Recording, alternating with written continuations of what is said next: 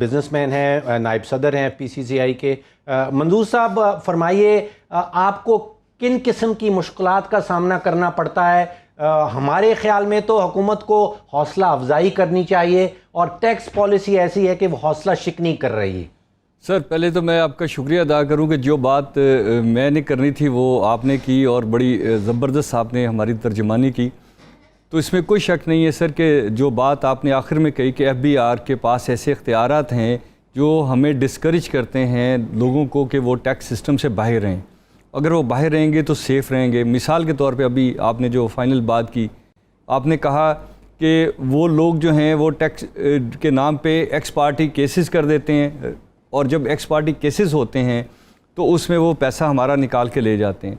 और being a corporate company, क्योंकि मैं SCCP में रजिस्टर्ड होता हूँ, तो मैं उसका पेड अप कैपिटल भी जनरेट नहीं कर सकता। अगर वापडा चाहे तो मेरा डिसकनेक्शन कर दे, अगर कोई और गवर्नमेंट जो है वो एजेंसी मेरे ऊपर FIR करवा दे, तो मतलब ये है कि आप ईज़ ऑफ डूइंग बिज़नेस के लिए गवर्नमेंट को एक दोबारा स्ट्रक्चराइज करना पड़ेगा और लोगों को ये बताना पड़ेगा कि आप बिज़नेस करोगे तो आप मुल्क को कंट्रीब्यूट कर रहे हो। दूसरी बात सर, सेल टैक्स के हवाले से जो सबसे बड़ी लायबिलिटी बनती है मैन्युफैक्चरर्स के ऊपर, वो ये है कि मैंने अपनी प्रोडक्ट को जिस रेट पे उसने बाज़ार में जाके बिकना है, मैं उसको बिफ़ोर असेस करूं और उस प्राइस के ऊपर मैं टैक्स एडवांस जमा करवाऊं।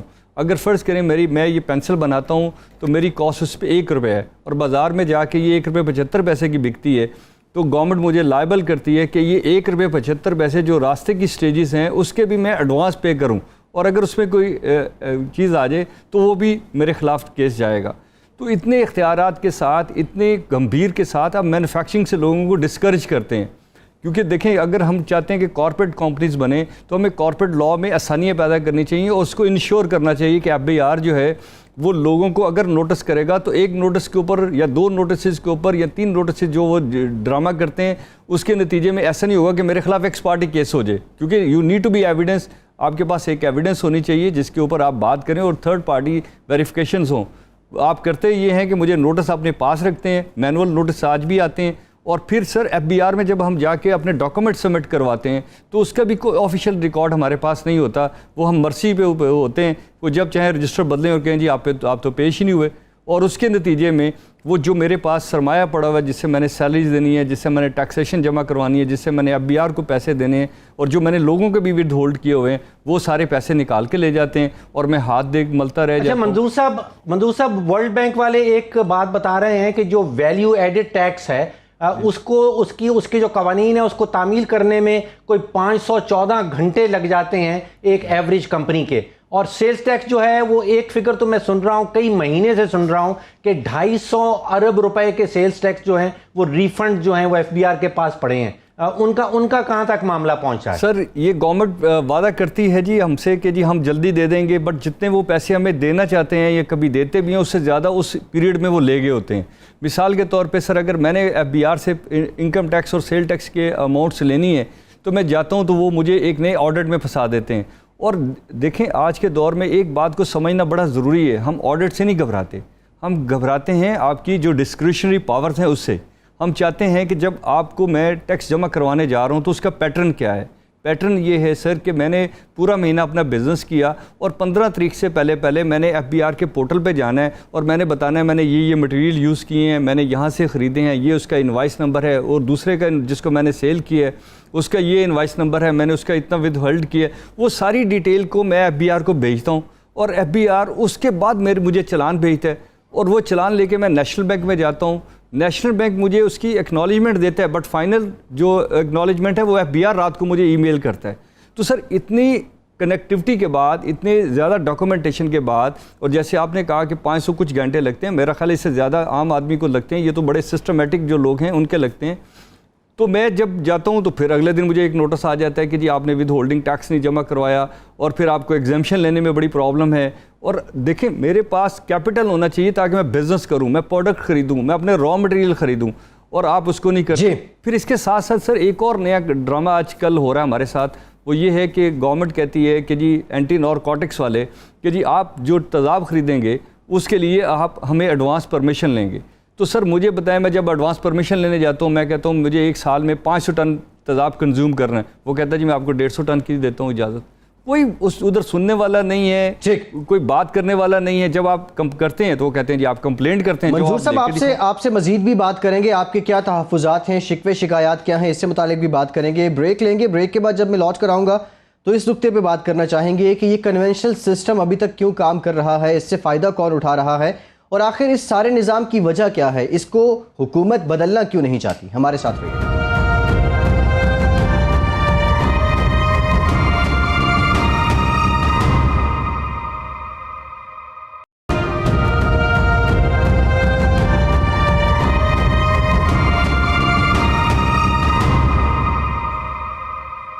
ब्रेक के बाद एक बार फिर से आपको खुशामदीद कहेंगे। डॉक्टर साहब, मैं आपसे जानना चाहूँगा, ये सारा रिवायती सिस्टम है, मौरूसी सिस्टम है, दुनिया टच मोबाइल को लेकर न जाने कहाँ पहुँच गई है, लेकिन इस सिस्टम की वजह से मुश्किलात क्या हैं?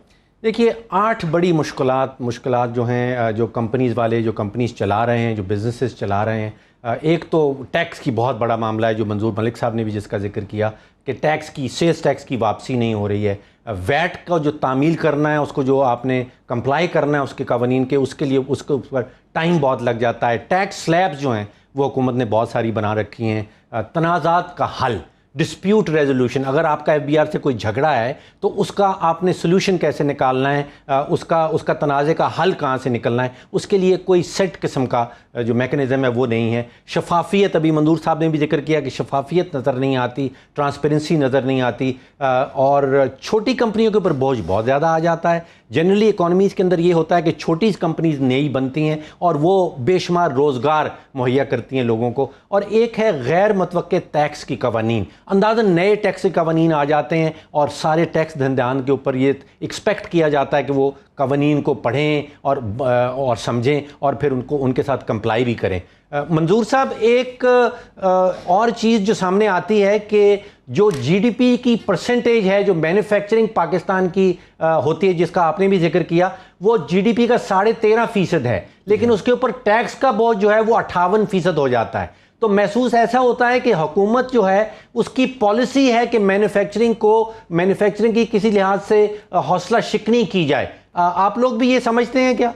सर, ये यकीनी बात है कि देखिए, अगर मैं मैन्युफैक्चरिंग कर रहा हूँ तो मुझे कोशिश करनी चाहिए कि मैं दुनिया में और रॉ मटेरियल कहाँ से सस्ते ख़रीद सकता हूँ, या मैं अपनी कॉस्ट ऑफ डूइंग बिज़नेस कैसे कम कर सकता हूँ, मैं अपनी ट्रांसपोर्टेशन कैसे कम कर सकता हूँ, और मैं अपनी पार्टीज़ को, जिसको मैं प्रोडक्ट बेच रहा हूँ, उसकी क्या ज़रूरत है जिसके मुताबिक मैं उसको वो प्रोडक्ट बना के दूँ जिससे वो भी बेनिफिशरी हो। देखिए, हम जो समझते हैं बिजनेसमैन, हम ये समझते हैं कि बिज़नेस इस चीज़ का नाम है कि मैं आपको एक ऐसी प्रोडक्ट सेल करूँ जिसमें आपको प्रॉफिटेबिलिटी हो।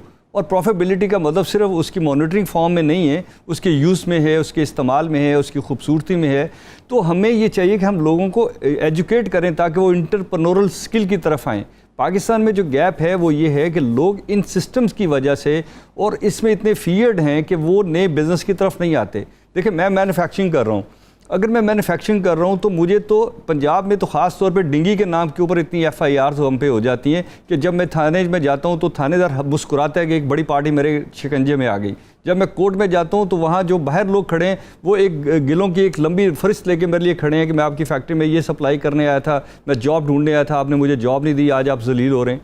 तो मतलब ये एक आप बनाएं कि आपने इंटरप्रेन्योर्स को कैसे मोटिवेट करना है कि लोग अपना सरमाया मुस्तकबिल के लिए पाकिस्तान में इन्वेस्ट करें, ना कि शॉर्ट टर्म के लिए दिहाड़ी लगाई और निकल गए। और दूसरी बात इसमें सबसे बड़ी बात, मलिक साहब, आपने प्रॉब्लम्स तो जी फरमाइए। मैं सिर्फ एक बात कहना चाह रहा हूँ सर, वो ये है कि जो अभी बात कर रहे थे फैसल के, ये प्रॉब्लम्स क्यों हैं सर, इसमें हमारे वेस्टर्न इंटरेस्ट हैं। देखिए, जिस मुल्क में सियासत इतनी सस्ती होगी कि आप एक देग के ऊपर और 4 घोड़े नचा के लोगों से वोट दे सकते हैं, वहाँ आपको ज़रूरत नहीं है कि आप लोगों को कारोबार की तरफ लेके जाएं और बड़े बड़े इज्तिमा दिखा सकें। अगर मैं कारोबार कर रहा हूँ तो मेरे पास तो टाइम ही नहीं है कि मैं बड़े बड़े इज्तिमा में जा सकूँ। मैं आपको एनालिसिस करूँगा, आप उन चीज़ों को देखूँगा। तो मुझे ये लगता है कि मीडिया को भी इसमें बहुत काम करने की ज़रूरत है कि पाकिस्तान के अंदर हम लोगों को कारोबार की तरफ लेके जाएँ, और कारोबार में आसानियाँ जितनी होंगी उतना ही आपका मुल्क क्रेडिबल होगा और खुशहाल होगा।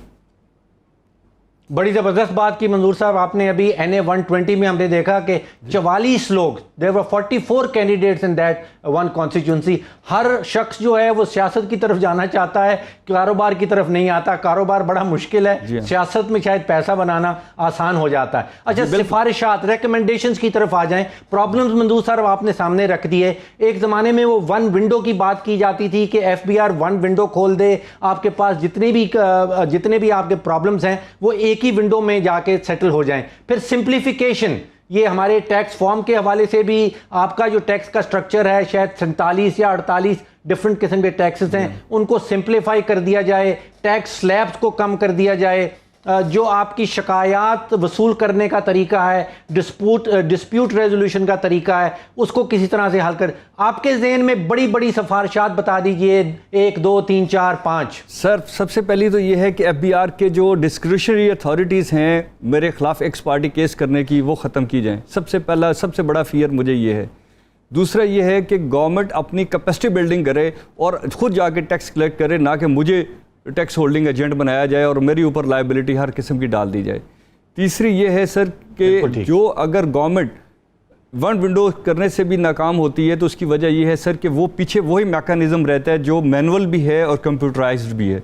जब आपने कंप्यूटराइजेशन कर दी तो सर फिर सिर्फ कंप्यूटराइजेशन के ऊपर आप मुझे नोटिस करें और उसी के ऊपर अप्लाई लें, और अगर नहीं है तो उसके लिए विंडोज़ मुख्तलिफ चैम्बर्स में बनाएं। हम आपको वेलकम करते हैं ताकि हम लोगों को सिखा सकें कि इस चीज़ की रिप्लाई कैसे करनी है, ये जो तरीका है। और तीसरी चीज़, अभी इसहाक डार साहब ने पिछले 2 साल पहले कहा कि जी जिन लोगों के टैक्स हमारे पास जमा होंगे हम उन्हें एग्जाम्पशन सर्टिफिकेट 24 आवर्स में दे देंगे। Sir, who monitor it?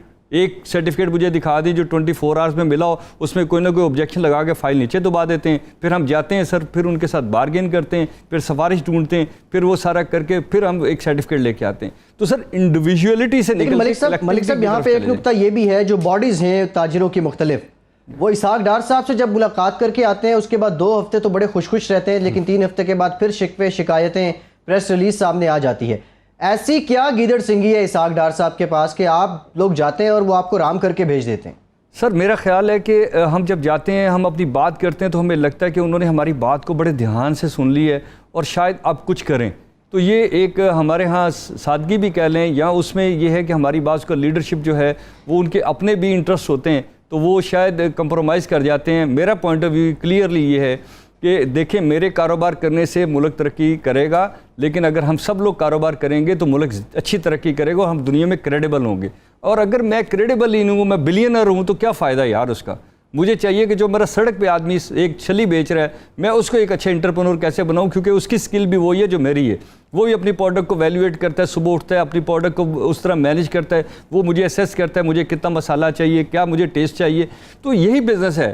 तो हमें ये मार्केट करना चाहिए कि बिज़नेस इस तरह होते हैं ताकि हम पूरी दुनिया। और दूसरी बात ये है कि जो पाकिस्तान में एक्सपोर्ट का इशू है, उसमें सबसे बड़ी बात है कि पाकिस्तान को पिछले कई सालों से उस तरह वीज़ा नहीं मिल रहा जैसे कि पहले मिलता था, और बड़े डेज़ लिमिटेड का मिलता है, ख़ास तौर पे उन ममालिक का जिन ममालिक में जैसे यूरोप है, और ये तो रवायती मंडी हैं। इसके अलावा आपने अगर रशिया में जाना है तो आपको पता है क्या प्रॉब्लम है, अगर आपने इवन चाइना जाना है तो उसमें क्या प्रॉब्लम है। तो हमारी फॉरेन अफेयर को एक ज़िम्मेदार इदारे के तौर पे काम करना चाहिए और लोगों से टेबल पे बैठ के इस चीज़ को सेटल करना चाहिए कि क्या वो पैरामीटर्स हैं जिसके तहत कोई बिजनेसमैन अप्लाई करेगा तो उसको वीज़ा इंश्योर किया जाएगा, ताकि हमारा आदमी डेफिनेट ट्रैवल करे और वो वहाँ से जाके लोगों के साथ एक कनेक्टिविटी क्रिएट करे। और कनेक्टिविटी का नतीजा निकलेगा कि आज प्रोडक्ट आप इस तरह नहीं बेच सकते कि मैं पानी बनाता हूँ तो आप ले लें। आज मुझे उससे एसेस करना है कि उसको क्या चाहिए, तो मेरी कनेक्टिविटी जो है वही एक्सपोर्ट का बायस बनेगी। मलिक साहब, ये फरमाइए कि PMLN की हुकूमत को बड़ा बिजनेस फ्रेंडली हुकूमत हमेशा से समझा जाता था। आप क्या समझ रहे हैं कि आपने डिस्क्रेशनरी अथॉरिटी की बात की, स्वाबदीदी इख्तियारात की बात की, वो पिछले 3 साल में FBR के हवाले से बढ़ गए हैं या कम हुए हैं? सर, यकीनन बड़े हैं। अगर PMLN की गवर्नमेंट को हम देखें तो जो अर्ली सेकंड टर्म में मियां साहब ने कुछ स्टेप्स लिए थे तो उसका नतीजा निकला कि उन्होंने फिक्स टैक्स कर दिया और उसके नतीजे में लोगों ने अपनी ग्रोथ रेट बहुत बढ़ाया और एक एक्टिविटी क्रिएट हुई। लेकिन ये जो लास्ट 4-5 साल गुजरे हैं, इसमें तो हमें समझ नहीं आ रही कि उनके एडवाइज़र कौन हैं और वो किस तरह पॉलिसी मेक करते हैं और कितने ध्यान से बात सुनने के बाद भी उसका कोई असर हमें नज़र नहीं आता। पब्लिक में जागते हैं तो पब्लिक उसी तरह रो रही है सर कि पाकिस्तान से ब्रेन ड्रेन्स के साथ साथ जॉब्स नहीं है। सर, जितने पढ़े लिखे लोग पाकिस्तान में वापस आए हैं वो सब इस बात के इंतज़ार में हैं कि उनका किस वक्त वो एग्रीमेंट ख़त्म होगा जो उन्हें मिला था और वो इस मुल्क से जाएंगे। तो हमें ये चाहिए कि हम अच्छा मलिक साहब ये फरमाइए, आपने मलिक साहब आपने कहा कि हुकूमत अपनी कैपेसिटी बिल्ड करे और आपको एज विद होल्डिंग एजेंट ना बनाए। हमारे यहाँ हमारे खित्ते में क्या हो रहा है? क्या इंडिया में बिजनेसमैन जो है वो विद होल्डिंग एजेंट नहीं है? क्या बांग्लादेश में वो नहीं है? सर इसमें देखिए बात ये है कि आपने कई लाइबिलिटी साथ क्रिएट कर दी। मिसाल के तौर पे जैसे मैंने पहले कहा कि आप एक प्रोडक्ट मैं बनाता हूं तो आप मुझे कहते हैं जो रिटेल पे जाके बिकेगा उसका भी विद होल्डिंग तुम दोगे। आप देखें ना, मेरी प्रोडक्शन कॉस्ट जो है वो 1 रुपया है, मैं 1 रुपये 75 पैसे पे क्यों टैक्स दूंगा? और मुझे क्या पता कि वो जाके 2 रुपये की बिकेगी, रास्ते में कितने लोग हैं, स्टॉकिस्ट है, उसका डिस्ट्रीब्यूटर है, उसकी ट्रांसपोर्टेशन है, तो फिर वो पूरा एक कैनवस खाली हो जाता है जिसमें टैक्स वीएन भी होती हैं। मैं ये नहीं कहता कि बिजनेसमैन जो है वो 100% टैक्स देते हैं, बट ये इनिशिएटिव कौन देता है? फिर उनके पॉलिटिकल मरासिम हो जाते हैं और वो एक ऐसा मॉडल बन जाते हैं हमारे आगे कि आप उस मॉडल को फॉलो करने बैठ जाते हैं। हमें चाहिए कि हम लोगों को बताएं कि जो बंदा टैक्स में है वो सिर्फ अपनी लायबिलिटी के ऊपर है। और अच्छा इंडिया की अगर आप देखें और बहुत शुक्रिया मंजूरुल हक मलिक।